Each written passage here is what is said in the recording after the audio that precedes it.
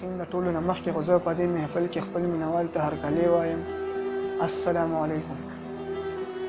نن مونږ راغلي یو د نوخار یو زلمی نوخاري صاحب لا چې تاسو ته د خپل والد صاحب جمروز خان جمروز صاحب یو کلام وړاندې کړي. جی ولې نه، دا کلام دی چې نن چې د سیالو نه سیالي پاتې شوه، نن چې د سیالو نه سیالي پاتې شوه، د ژوندون هره خوشحالي پاتې شوه ډېر. او ما نه چې بل بجولۍ ډکه وړه، ما نه چې بل بجولۍ ډکه وړه، خپله جولۍ مې نن خالي پاتې شوه، د ژوندون هره خوشحالي پاتې شوه ډېر ښه. او څنګه به ژوند د دې دنیا تېرېږي، څنګه به ژوند د دې دنیا تېرېږي چې د دیدن نه ارماني پاتې شوه، د ژوندون هره خوشحالي پاتې شوه ډېر ښه. او زه به د خاورې د قدم ښکلوم،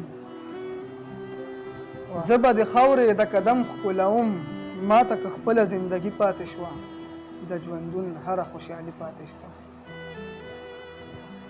ډېر. او جمروزه ځان چې څوک سنډي په ګوته، جمروزه ځان چې څوک سنډي په ګوته، نن د هغو نه غم خادي پاتې شوه، د ژوندون هره خوشحالي پاتې شوه ډېر ښه ډېر ښه. ډېره مزه یې وکړه. زمونږ مینوال ته کوم یو بل کلام وړاندې کړو نو ستاسو به ډېره زیاته مننه وي. جی ولې نه بل کلام هم درته وړاندې کړو. دا بل کلام دی چې که دیدن نشته یادونه یې خواږه دي، که دیدن نشته یادونه یې خواږه دي، تصور کې مې خیالونه یې خواږه دي ډېر. او زه د عشق په مرض پروت یم طبیبه، زه د عشق په مرض پروت یم طبیبه، رانه لرې شه غمونه یې خواږه دي. او اسویلي چې د خولې وځي زړه دردېږي، اسویلي چې د خولې وځي زړه دردېږي، څومره خوند کوي دردونه یې خواږه دي ډېر. او د جمروز په خوا کې کښېنه چې خبر شي،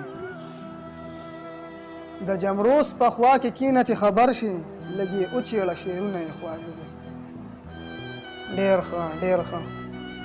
دا و د نوخار اوسېدونکی شاعر جمروز خان جمروز صاحب زوی نوخاري صاحب. امید دی چې د ده دا کلام به ستاسو ډېر زیات خوښ شوي وي او ډېر به یې آینده لپاره هم خوښوئ. اوس اجازت غواړو د الله په امان.